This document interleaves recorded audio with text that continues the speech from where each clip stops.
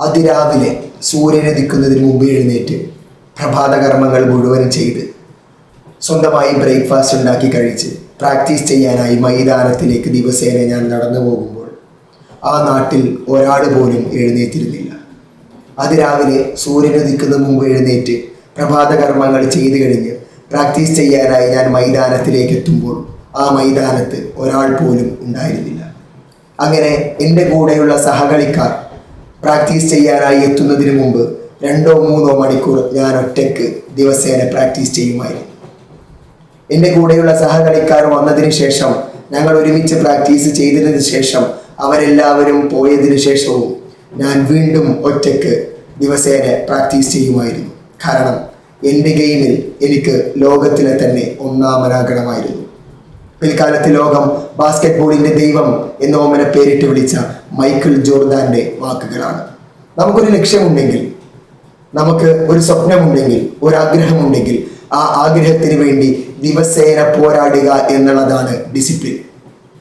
ഇന്ന് ഞാൻ കുറച്ച് സമയം പരിശ്രമിച്ചു, ഇനി നാളെ ഞാൻ പരിശ്രമിക്കുന്നില്ല, മറ്റന്നാൾ ഞാൻ വീണ്ടും പരിശ്രമിക്കും. അങ്ങനെയാണെങ്കിൽ നിങ്ങളുടെ സക്സസ് വെറും നിങ്ങളുടെ മോഹം മാത്രമായി തുടരുക തന്നെ ചെയ്യും. നിങ്ങൾക്ക് ദിവസേന കഠിനാധ്വാനം ചെയ്യാൻ ആഗ്രഹമുണ്ടെങ്കിൽ, നിങ്ങൾ മഴയാണെങ്കിലും വെയിലാണെങ്കിലും ചൂടാണെങ്കിലും തണുപ്പാണെങ്കിലും, നിങ്ങൾക്ക് എന്ത് ബുദ്ധിമുട്ടുകൾ നിങ്ങളുടെ ജീവിതത്തിൽ ഉണ്ടെങ്കിലും നിങ്ങളുടെ ലക്ഷ്യത്തിന് വേണ്ടി നിരന്തരമായി നിങ്ങൾ പോരാടുക തന്നെ ചെയ്യുകയാണെങ്കിൽ മാത്രമേ നിങ്ങൾക്ക് വിജയമുണ്ടാവുകയുള്ളൂ. ഞാൻ ഈ അടുത്ത് ഒരു വീഡിയോ കണ്ടു. അതിലൊരു ചെറിയ പെൺകുട്ടി, ആ പെൺകുട്ടി സ്കൂളിൽ പഠിക്കുന്ന ഒരു പെൺകുട്ടിയാണ്. ആ പെൺകുട്ടിയുടെ വീട്ടിൽ ആ പെൺകുട്ടിയുടെ മുത്തശ്ശി മാത്രമാണുള്ളത്, വയ്യാത്തൊരു മുത്തശ്ശി. ആ വയ്യാത്ത മുത്തശ്ശിക്ക് രാവിലെ എഴുന്നേറ്റ് ആ മുത്തശ്ശിയുടെ കാര്യങ്ങളെല്ലാം ചെയ്ത് കുഞ്ഞു വീട്ടിലെ ആ ചെറിയ വീട്ടിലെ കാര്യങ്ങൾ മുഴുവൻ ചെയ്ത് ആ കുട്ടി തനിക്ക് കഴിക്കേണ്ട ഭക്ഷണം ഉണ്ടാക്കി അതൊരു ചുറ്റുപാത്രത്തിൽ പൊതിഞ്ഞെടുത്ത് നേരെ പോകുന്നത് തൊട്ടടുത്തുള്ള ഒരു പാർക്കിലേക്കാണ്. ആ കുട്ടി പോകുന്നത്. എന്താണ് ആ പാർക്കിൽ ആ കുട്ടി ചെയ്യുന്നത്? അവിടെ ആ കുട്ടി ചെറിയ ചെറിയ ക്ലീനിങ് ജോലികളെല്ലാം ചെയ്ത് വീണ്ടും 10 മണിയായാൽ നേരെ ആ കുട്ടി സ്കൂളിലേക്ക് പോകും. സ്കൂൾ കഴിഞ്ഞ് തിരിച്ചു വരുന്ന വഴിയിൽ വീണ്ടും ആ പാർക്കിലേക്ക് കയറി അവിടെയുള്ള ക്ലീനിങ് ജോലികളെല്ലാം കഴിഞ്ഞ് വീണ്ടും വീട്ടിലേക്ക് പോകും. അങ്ങനെ അവൾ സ്വന്തമായി അധ്വാനിച്ച് അവിടെ ആ പാർക്കിൽ ചെയ്യുന്ന തുച്ഛമായ ശമ്പളത്തിന് ജോലി ചെയ്തിട്ടാണ് ആ കുട്ടി പഠനം മുന്നോട്ട് പോകുന്നത്.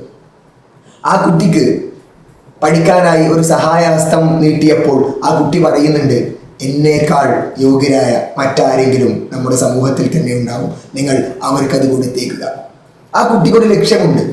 തനിക്ക് പഠിച്ചു വലുതായി തൻ്റെ മുത്തശ്ശിയെയും തൻ്റെ ആഗ്രഹങ്ങളെയും നിറവേറ്റണമെന്ന ആ ലക്ഷ്യത്തിന് വേണ്ടി ആ കുട്ടി സ്വയം പോരാടുകയാണ്.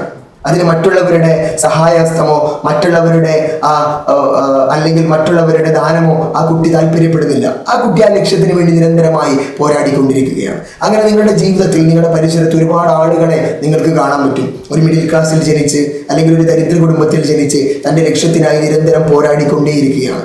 നിങ്ങൾ വിചാരിക്കുന്നുണ്ടോ മെസ്സിയും റൊണാൾഡോയും രാവിലെ എഴുന്നേറ്റ് മൊബൈൽ ഫോണിൽ കുറച്ച് നേരം സ്ക്രോൾ ചെയ്ത് ഒരു 10 മണിയാകുമ്പോൾ കുറച്ച് ചായയും കട്ടൻ ചായയൊക്കെ കുടിച്ച് ഉച്ചയ്ക്ക് വയറ് നിറച്ച് ചോറും ചിക്കനും ഒക്കെ കഴിച്ച് ഉച്ചക്കൊരു മയക്കവും കഴിഞ്ഞ് വൈകുന്നേരം ബൂട്ടെടുത്ത് മൈതാനത്തിലേക്ക് ഇറങ്ങിയാൽ ഒരു വർഷം 90 ഗോളൊക്കെ അടിക്കാൻ പറ്റും എന്ന് നിങ്ങൾക്ക് തോന്നുന്നുണ്ടോ? അങ്ങനെയാണോ അവരുടെ ലൈഫ് സ്റ്റൈൽ? നിങ്ങൾ എന്താണോ, നിങ്ങളുടെ ഫ്യൂച്ചർ എന്താണോ എന്ന് നിങ്ങളുടെ ഇന്നത്തെ ലൈഫ് സ്റ്റൈൽ തീരുമാനിക്കുമെന്നാണ്.